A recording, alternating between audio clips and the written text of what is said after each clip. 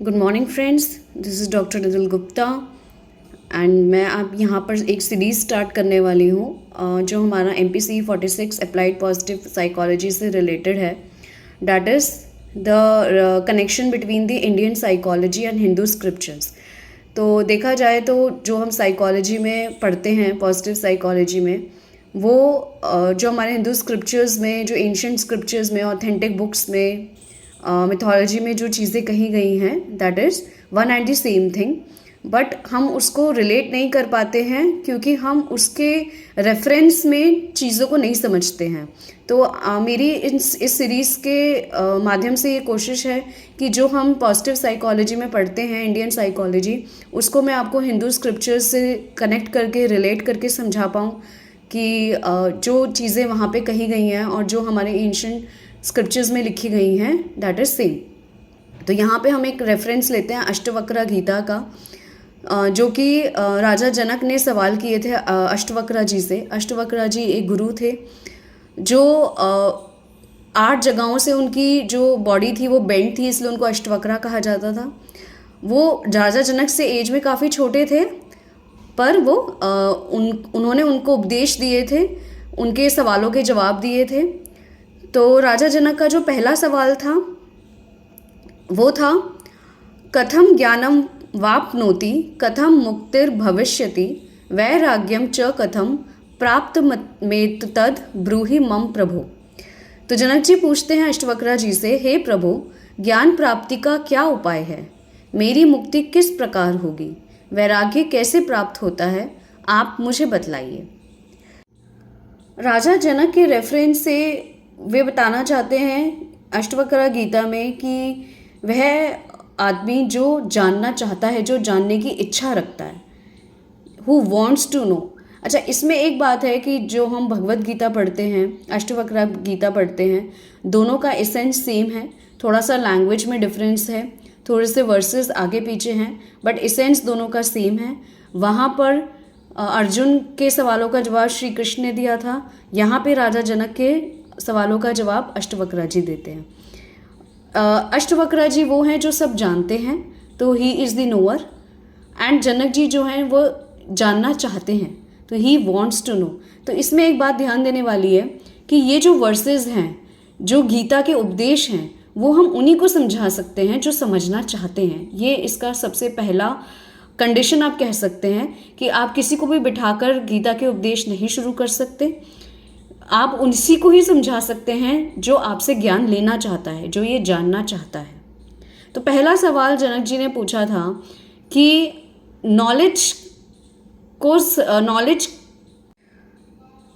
मुझे नॉलेज कैसे मिल सकती है? नॉलेज का सोर्स क्या है? मेरी मुक्ति किस प्रकार होगी? वैराग्य कैसे प्राप्त होगा, मतलब मैं सफरिंग से कैसे मुक्त होऊंगा, और मुझे लिबरेशन कैसे मिलेगी? ये सब आप मुझे बताइए। Good morning friends, MPC 46 applied positive psychology में हम कैरेक्टर स्ट्रेंथ की बात कर रहे थे, जिसमें हम फॉरगिवनेस और काइंडनेस के बारे में बात कर रहे हैं। तो अष्टवक्र जी राजा जनक के जवाब में बोलते हैं, मुक्ति मिच्छसि चेत तात विषयान विश्वत त्यज, क्षमार जवद यातोष सत्यम पीयूष वधज। हे तात, यदि तुम मुक्ति चाहते हो तो विषयों को विष के समान छोड़ दो और क्षमा, सरलता, दया, संतोष एवं सत्य का अमृत के समान सेवन करो।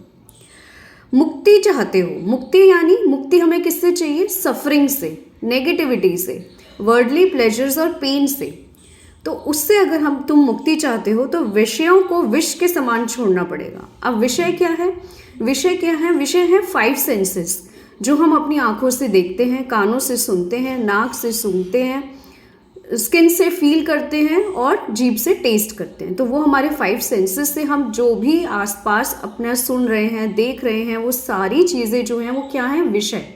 हम खाना खा रहे हैं, वो भी एक विषय है। हम कोई गाना सुन रहे हैं, वो भी एक विषय है। हम किसी की बात सुन रहे हैं, वो भी विषय है। हम किसी को कुछ करता हुआ देख रहे हैं, वो भी एक विषय है। ठीक है, तो उनको विष के समान छोड़ दो। अब विष के समान छोड़ दो मतलब कि जैसे कि हमें डिजीज़ होती है तो हम एक कड़वी दवाई लेते हैं, तो हम क्या करते हैं? कि क्योंकि हम चाहते हैं कि वो डिजीज़ चली जाए, वो सफरिंग चली जाए, इसलिए हम उस कड़वी दवाई को पीते हैं और पीने के बाद हम उसको साइड रख देते हैं। उसके बाद हम उसके बारे में सोचते भी नहीं हैं। उसी तरीके से जब भी हमें कोई बात अच्छी नहीं लगती है, कुछ हमने सुना, कुछ देखा, ऐसा कुछ फील किया, कुछ ऐसा टेस्ट किया, कुछ ऐसा स्मेल किया जो हमें पसंद नहीं आया, तो उसको हमें विष के समान छोड़ देना है। जैसे हम कड़वी दवाई पीकर और साइड में रख देते हैं, उसी तरीके से वो फील किया, वो आपके अंदर प्रतिक्रिया हुई कि आपको वो अच्छा नहीं लगा, उसको आपने एक्सेप्ट किया कि आपको ये अच्छा नहीं लगा, और उसके बाद आपने उसको छोड़ दिया एज इन माइंड के लेवल पे छोड़ दिया मतलब कि उससे अफेक्ट होना छोड़ दिया। ठीक है, तो इन विषयों को विष के समान छोड़ दो और कौन सी कैरेक्टर स्ट्रेंथ को अपनाओ, उनका अमृत के समान सेवन करो। जैसे कि हम कोई अमृत पी रहे हों, वैसा हमें उसका सेवन करना है, मतलब वैसी हमें प्रैक्टिस करनी है। क्या? क्षमा यानी फॉरगिवनेस, सरलता यानी सिंप्लिसिटी, दया यानी काइंडनेस, संतोष यानी कंटेंटमेंट, और सत्य यानी ट्रुथ।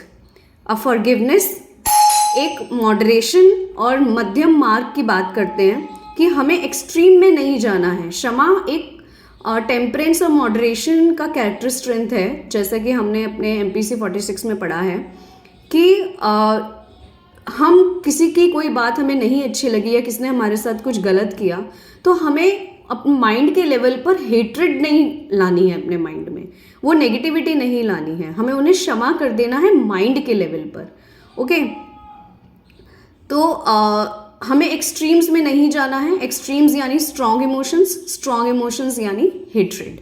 ओके, सरलता, सिंप्लिसिटी, चीज़ों को कॉम्प्लिकेट मत करो, एनालाइज करने की कोशिश मत करो, सुनो, समझो और छोड़ दो। दया, kindness, obviously that is also a character strength कि बहुत एक्सट्रीम्स इमोशंस मत फील करो किसी के लिए। किसी की बात कुछ नहीं अच्छी लगती है तो थोड़ा सा काइंड रहो उसके साथ। आपको नहीं पता कि वो ऐसा बिहेव किस वजह से कर रहा है, उसके पीछे क्या कहानी है। संतोष, कंटेंटमेंट, जो मिला है उसमें संतुष्ट रहो।